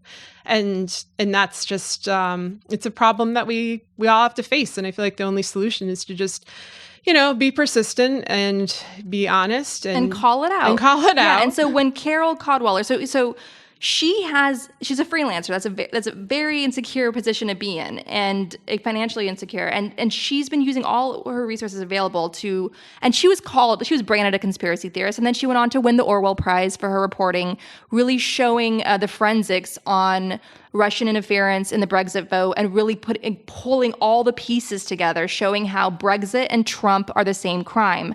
Now, the UK government is betraying the British people by not confronting this and taking this seriously and using all of her research as a really strong argument why Brexit needs to be stopped. And the fact that she's really taken upon herself to be this voice of reason and letting all the research speak for itself. And here she has this really petty nonsense attack against her in BuzzFeed out of the UK. And so what's really wonderful, the sort of answer to this pettiness and abuse of power, primarily by white men in the media, you have women in the media, calling it out, which is what's going to make it finally go away and become outdated. So you have Lois Beckett, a senior reporter at The Guardian in the US. She wrote, "I usually love BuzzFeed, but this morning's hit piece on Carol Cadwalladr is petty, personal, and way out of line. Anyone who has worked on a big multi-newsroom investigation knows that the process is always messy and always strained. There's always drama, but the impact of these collaborations for readers for accountability is huge." So Lois goes on to really, call them out and take in the task. And then another example of this, which recently happened, Andrew Kaczynski and Chris Massey, now at CNN, wrote some bizarre piece saying how Kristen Sinema, who is running for Senate in Arizona, how she associated with a prominent 9/11 truther and told a radio host that she didn't care if he joined the Taliban. All right. Wow. I'm shocked. I'm going to give you some rage clickbait there on that article of yours. But then Natasha Bertrand of The Atlantic stops me because she fact checks it and pulls from the article itself and says, quote, "CNN's K-File found no evidence that Farias promoted those theories when Sinema was a co-host or that Sinema endorsed such theories at any time." Basically, she's saying that Natasha Bertrand, God bless her, one of our favorites, basically what Natasha's pointing out is that this bullshit article was grasping for straws. So what they like to do is really label women as nutty or slutty, as we saw with Anita Hill, with what she went through. And white men in the media not recognizing that journalism, newsroom jobs, it's like endangered species now. Like, you have to really understand that you have to work harder now to ground yourself in trying to compensate for all the loss of those newsroom jobs, especially on the local beats, and get into the weeds on local issues and protect local communities that are losing their newspapers. Like, be driven by public service, not this bizarre, weird abuse of power that you're falling into. That's just pure pettiness. And we're not saying, you can't hold women accountable or go after women or whatever. We're not saying that. We're saying have some priorities. Like, we're living at a time when we're being hit with multiple crises at once, from income inequality to global warming, to an immigration crisis, which is now a human rights crisis. So please, it's like, we need your help, and we need you to ask yourself every time you approach a story, is this newsworthy? Sure, it's newsworthy because Joy Reid's in it, or this Senate candidate out of Arizona is in it. That makes it newsworthy. Okay, then ask yourself, is it for the public good? is empathy at the center of this story? Is this going to save people's lives in some way? That's how you need to start approaching your work. You last remaining newsroom employees that are so lucky to have your jobs and your benefits and your security, what security you seem to have left. And so please take full advantage of that power and don't abuse it, because we desperately need you to do your jobs and be strong, traditional muckraker journalists. Enough with this petty nonsense. It's really heartbreaking. So yeah, this will conclude our Media Literacy 101. So just remember, the white men and white women get to decide who gets credibility and who gets labeled. And white women, if you try to join the boys club and play along with them so your work matters, there's a report, Laura McGann in Vox writes, anyone that follows Beltway Twitter knows it's a deeply insular and self-involved world dominated by men who almost exclusively speak to each other.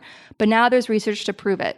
Quote, when male journalists reply to other Beltway journalists, they reply to another male journalist 91.5% of the time. According to a study to be published in the International Journal of Press Politics titled, Twitter Makes It Worse, Political Journalists, Gendered Echo Chambers, and the Amplification of Gender Bias.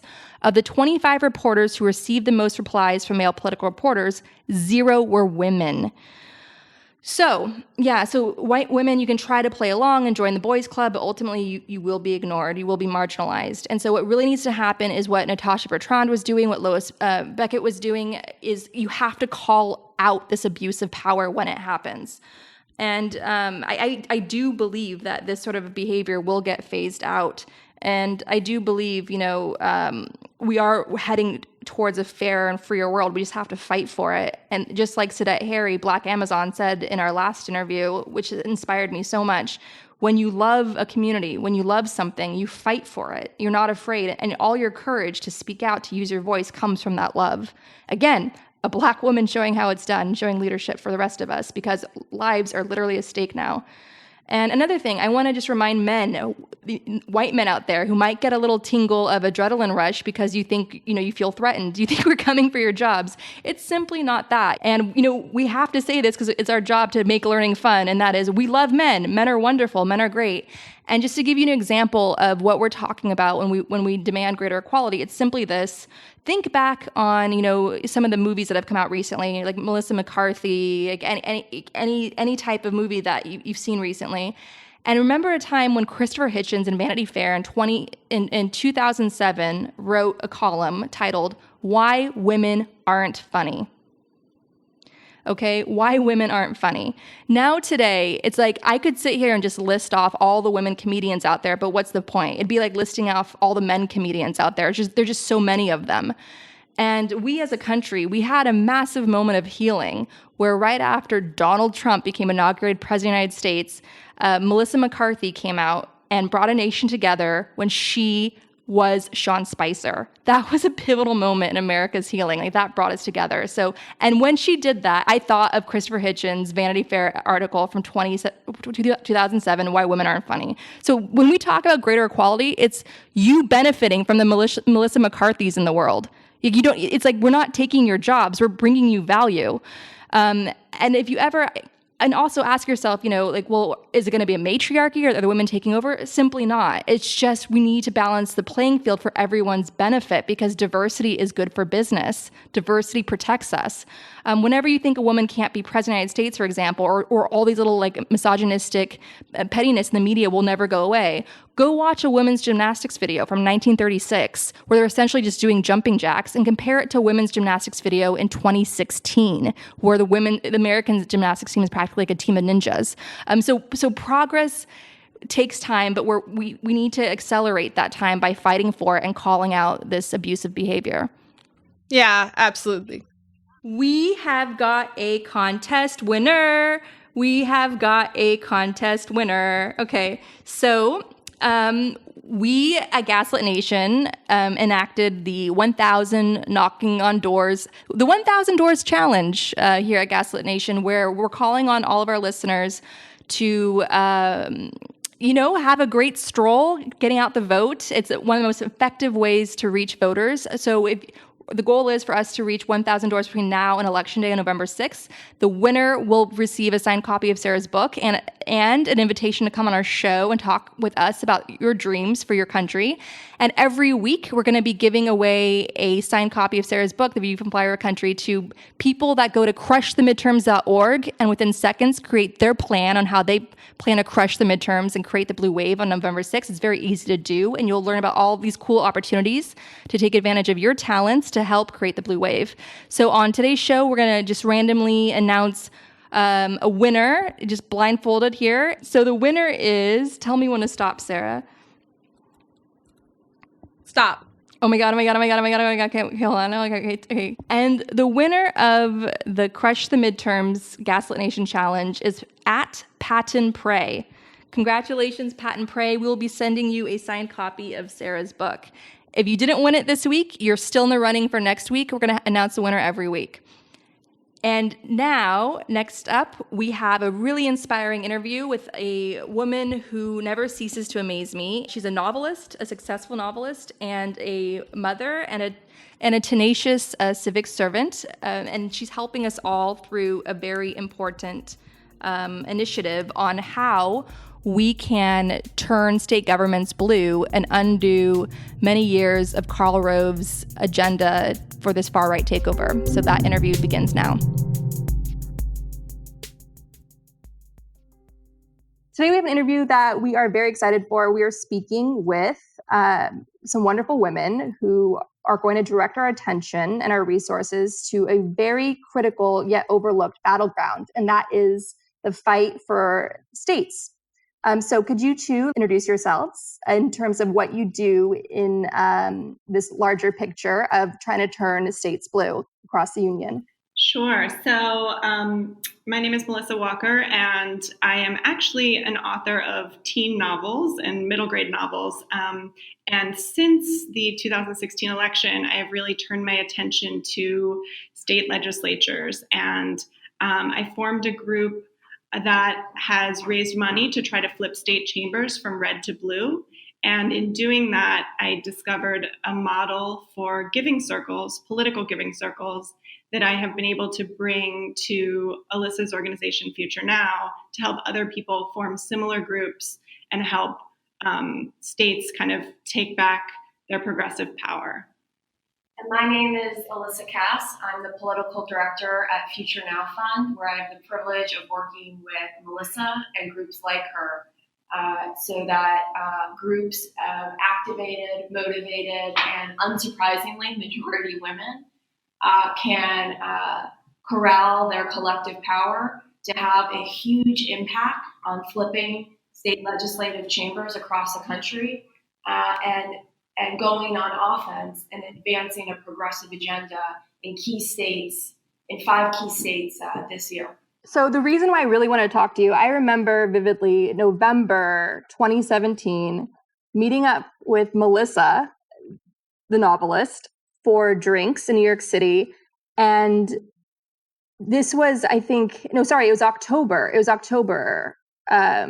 And it was days before the round of special elections in November 2017. And Melissa, you were one of the few people that I came across that actually had any sort of optimism.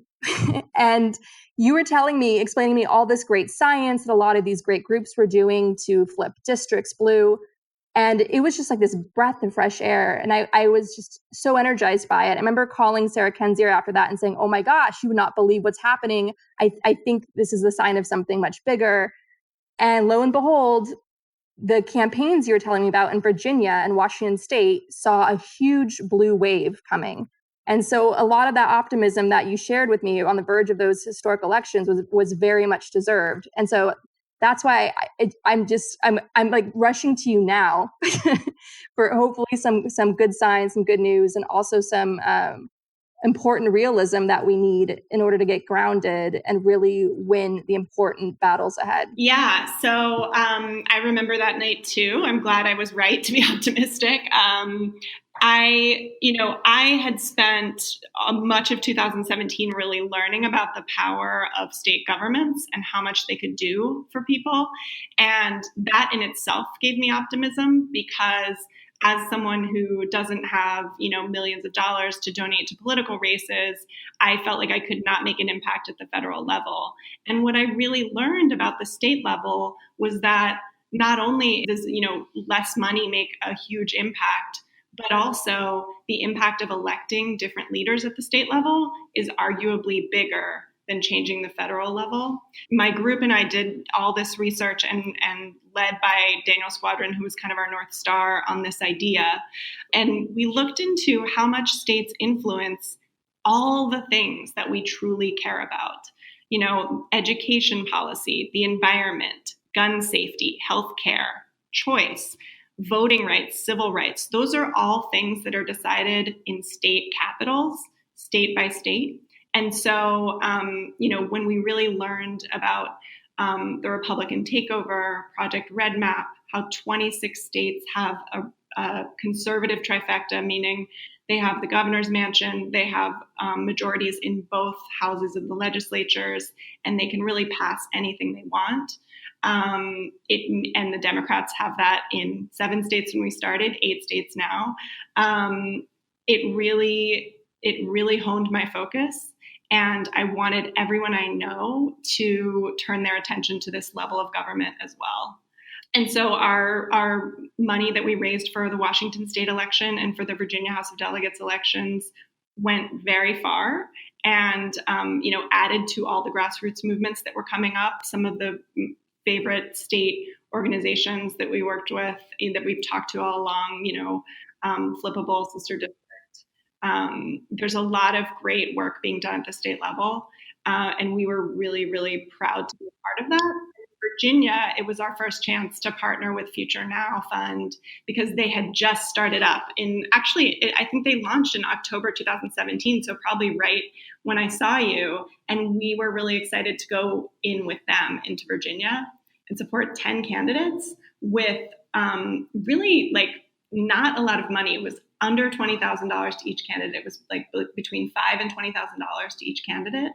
And we were in the top 3 biggest givers to 9 of those 10 candidates. So it's that kind of money that goes so far in these state races. And 9 of those 10 won their seats, by the way. And Virginia expanded Medicaid. So 400,000 new Virginians have Medicaid because of how close we came to flipping the House of Delegates. We got within 1 seat. Wow.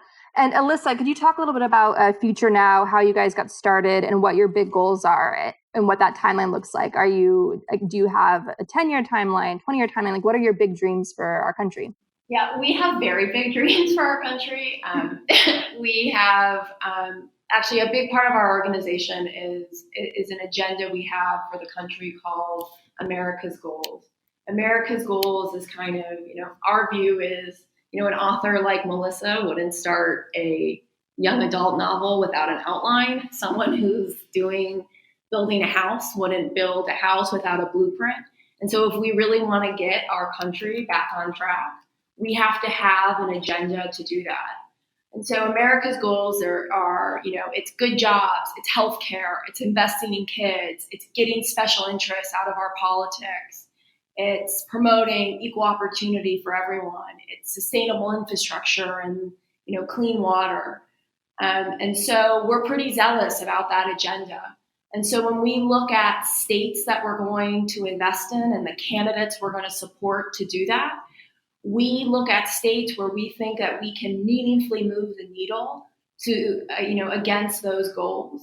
And we only support candidates that also support, these, ambitious, but we think really reachable goals. So with that kind of framing in mind is how we go about doing our work. We did a rigorous analysis of all 99 chambers. Interestingly, Nebraska has a unicameral legislator, so that's why you're at 99, not 100.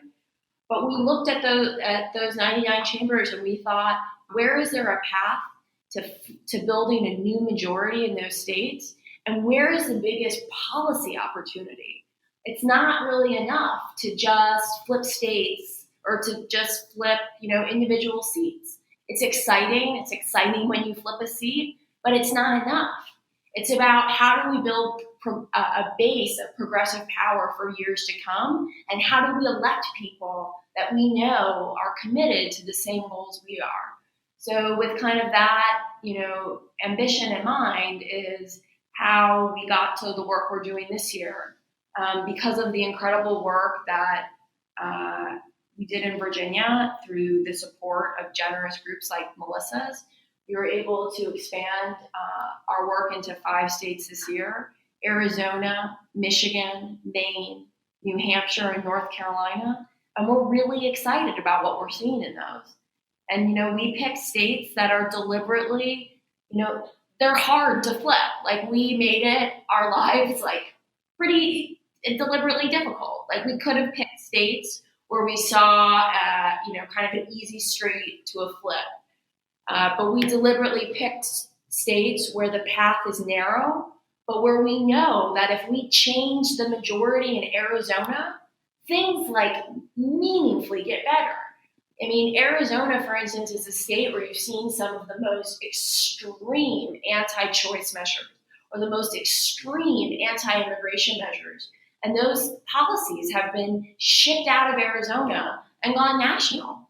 So if you can stomp that out, go stomp out patient zero and where these bad policies are coming from, and also have the opportunity to advance really awesome policies in a state like Arizona, that's changing the lives of millions of people. And we get to do that 5 times over.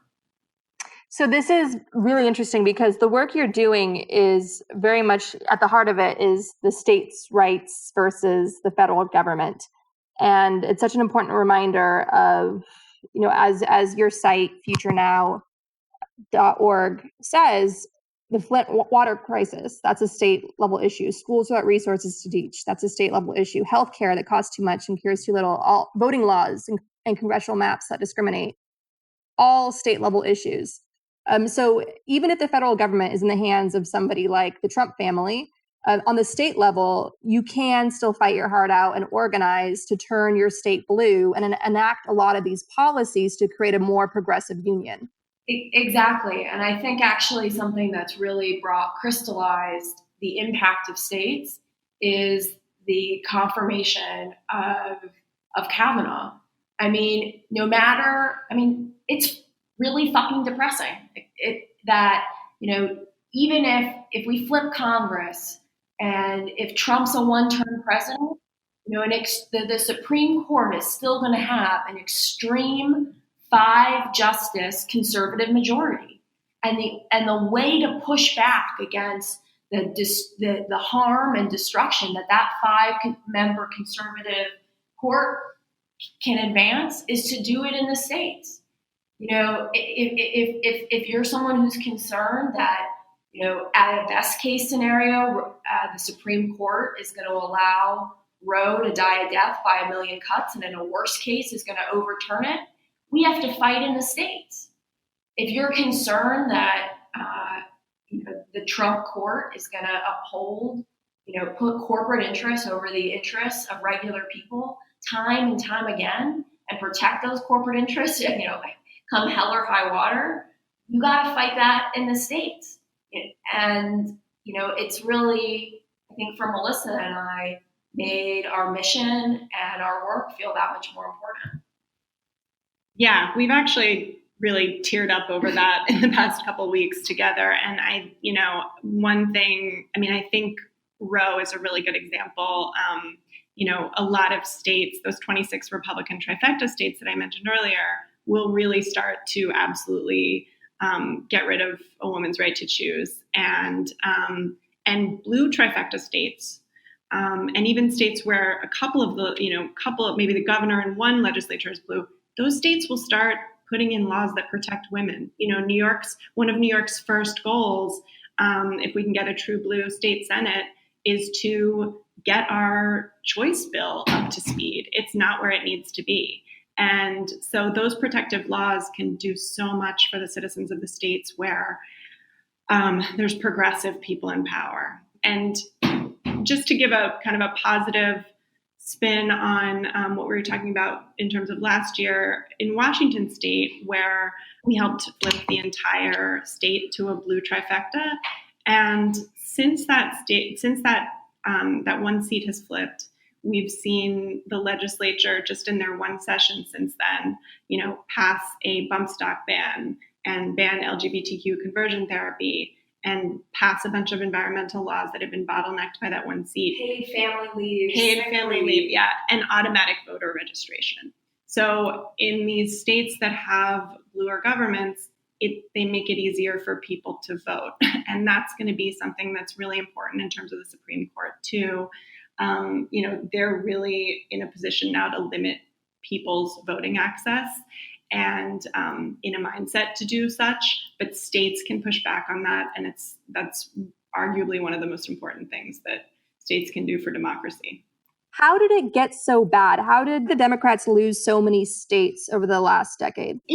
There's a few answers to that, but I think one of the biggest answers is that we got really excited about Obama winning the presidency and controlling things at the federal level. And everybody kind of had stars in their eyes. Obama was really elected by a Democratic coalition that did include all 50 states, the 50-state strategy. After he was elected, people, I think, kind of rested on their laurels a little bit. And we really haven't funded state races in a meaningful way. And Republicans have. The Koch brothers and their ilk have come in and really taken things over at the state level. And, we've lost almost 1,000 state seats since 2008. And the truth is that losing those seats made people's lives worse. The states that enact right to work laws and, Oklahoma, many of the schools have 4 days of school because public education isn't funded. And, there are all these things that made people's lives bad, but a lot of times people don't look to their state legislatures for those answers. They look at the president and maybe they look at their senators and their congresspeople who are going to Washington, D.C., but where they should be looking is at their state capital and in their local governments, because that's where the problems lie in many cases, and it's really where the solutions lie. Republicans have always done a good job of understanding that states are powerful in their own right, that all of these laws that affect, healthcare, education, climate policy, that they're in large part decided in the states. And as a party, Democrats, Melissa and I included, believe in the power of the federal government. But that doesn't mean that we don't also believe that states are really powerful in their own right. And, it's something that, frankly, we still struggle with. And even in, today, as you see Democratic groups increasingly find religion about states, that often the narrative is about redistricting, that states are powerful because they control, drawing congressional districts. And that's true. It's true that that's a huge power states have, but they're also powerful in determining, does your kid get a decent education at their public school? Are there enough teachers there? Like, those basic things are not determined often by the federal government, but by your states. So I really believe that if Democrats, came to understand the true power of their state and the role that the state plays in their lives, that you'll see a lot more momentum and interest from Democrats in the states. And the other thing that's so exciting is that, for people who want to have a really big impact, like, states are where it's at. Like, it is really exciting to support a incredible congressional or U.S. senatorial candidate, and you should do that. But also, you should support state legislators, because flipping an entire state legislative chamber costs 1/10 as much as winning one competitive congressional race. Like, that's huge. Why has this been overlooked? Melissa has explained to me that it's just not as sexy as some of the other causes out there that people could support. What could you talk about sort of the perception versus like the perception problem?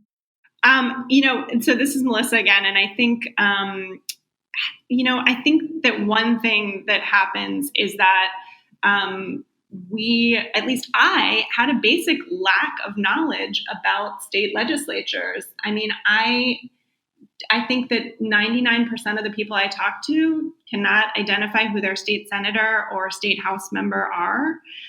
They can usually name their senators and their congresspeople, the people who go to DC for them. Very rarely can someone name for me the person that goes to their state capitol. And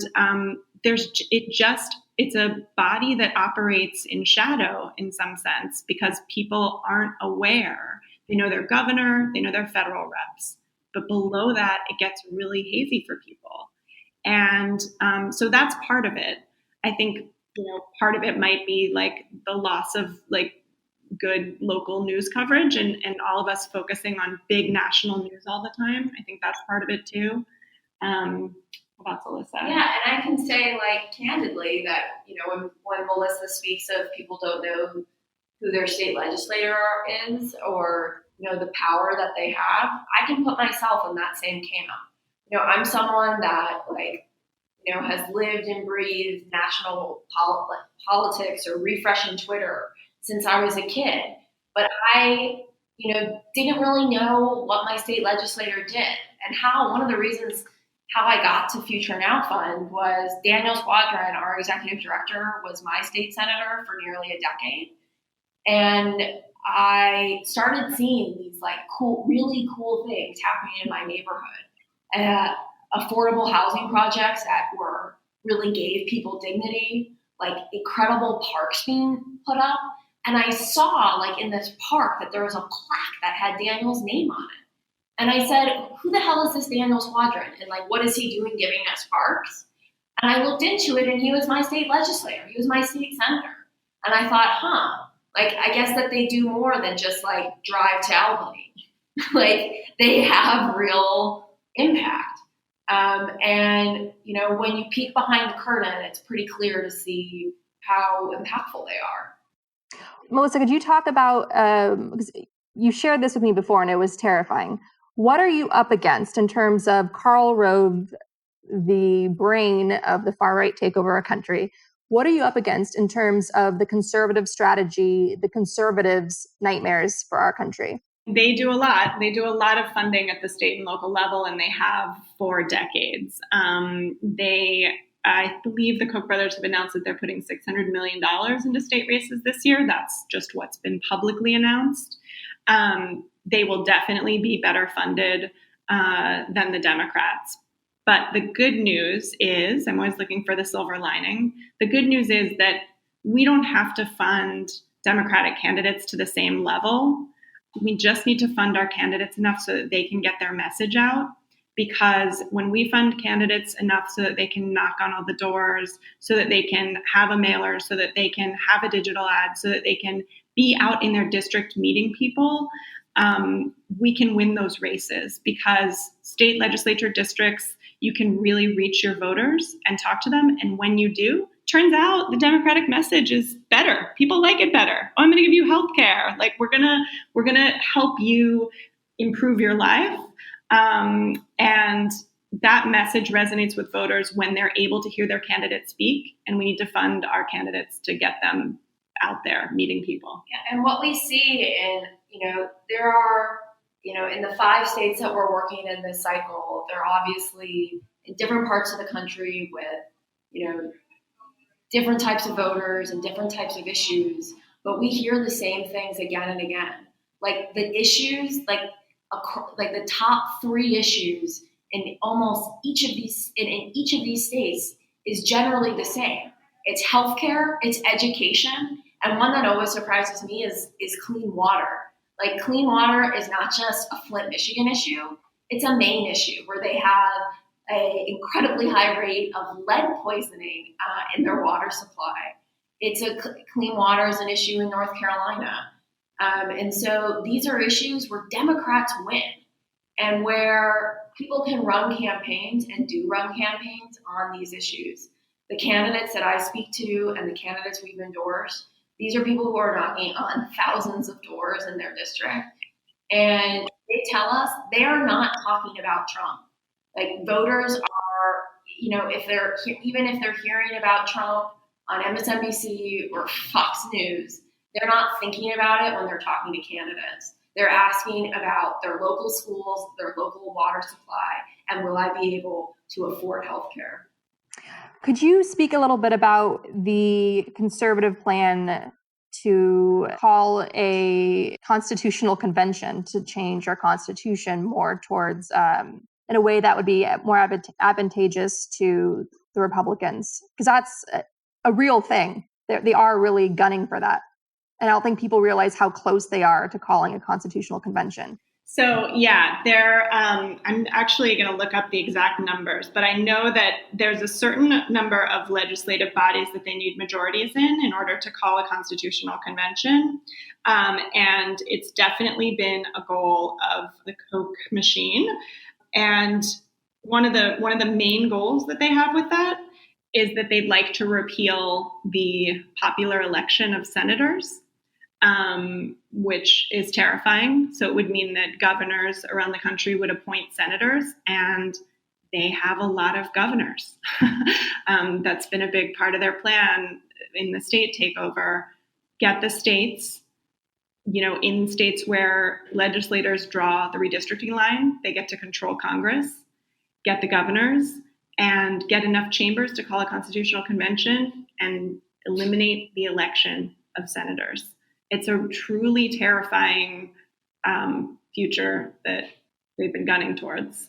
And it's called Project Red Map. And, the more I've read about it, there's an amazing book called, excuse my French, Rat Fucked by Dave Daly about it and about the whole plan. And they really laid it out. And, Karl Rove had an editorial in the Wall Street Journal that the subhead was, whoever controls the states controls Congress. And it was just like, wow, they just put it out there, and they were saying it all along, and we still really didn't take our eyes off the federal level, and we didn't fund the states to where they needed to be. And funding states means it's also a question of how they funded it. I mean, the Republicans have built incredible in-state infrastructure. Like, this is it's not as exciting to talk about it, but they have the capabilities, resources, and muscle memory in state to run elections where they can, seize control of legislative majorities. And Democrats need to build the same. That, it's really important to fund inspiring candidates. And it's equally important to fund the activities that allow states to have the best field programs cycle after cycle, the best digital infrastructure cycle after cycle. We need to do those things. And, we're behind. Right. So it's about building the 50-state strategy that got Obama elected in the first place in 2008 and just keeping it permanent and having it set up so that it's not only protecting our elections and our Democratic candidates cycle after cycle, but also pushing through the policies we need to really raise the bar on quality of life here in America and undo a lot of generations of damage by a lot of these Republican policies in some of these states. So there's a 2017 Daily Beast article, The Conservative Plan to Rewrite the Constitution. And yes, it's a thing. And they remind us that it only takes 34 states to call for a constitutional convention. And Republicans are very close. They have, as of late 2017, there are 32 state legislatures controlled by Republicans and 34 Republican governorships. Yeah, it's very scary. I think one thing we've learned is that we should take Republicans at their word. Like, when they say they're going to do stuff, they're going to try to do stuff. Like, we shouldn't act that these things are hypothetical or like an extreme joke. Like, when people show you who you are, they generally mean it. Yeah.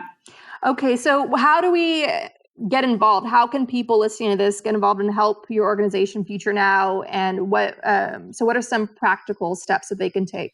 Sure. Well, we do have an amazing Giving Circles program, which is groups of people banding together to raise money for these 5 states that we talked about. And again, small amounts of money make a huge difference. So we have groups that have just formed in the past week that have kind of hit the ground running, and they have goals of raising. Some groups are trying to raise $1,000 among their friends and family. Some groups are trying to raise $25,000 ahead of November, and everybody's really activated and energized. So that's definitely one thing. Start a giving circle at futurenow.org. And the other way is that there are all these amazing giving circles that are already up and running, and you can support them. Like each of them explains, why they're doing what they're doing, why they've adopted the state they've adopted, what the stakes are, and you can give directly to them. Which states are you in again? You're in 5 states now. Arizona, Michigan, and Michigan's really exciting because for the first time there is in the Michigan House a majority of the Democratic candidates for the first time ever are women. So that's an important Michigan plug. North Carolina, Maine, and New Hampshire. And if somebody wanted to start this in their state, and could you help them do that? Is it just as simple as starting a giving circle that's connected with Future Now and plugged in with you? Or are you do you have like a plan on how you plan to enter other states? Well, ahead of 2018, there's not quite time for us to launch into another state, but the Giving Circle program will definitely expand. There's some states that have races in 2019. I'm thinking about Virginia and Louisiana specifically.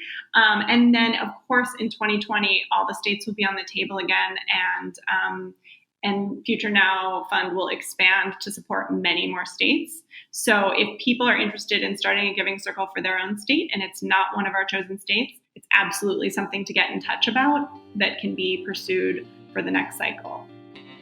Great. So thank you so much for this important discussion. Another reminder that you have to get involved now and maintain the long view. If you'd like to know more, check out futurenow.org.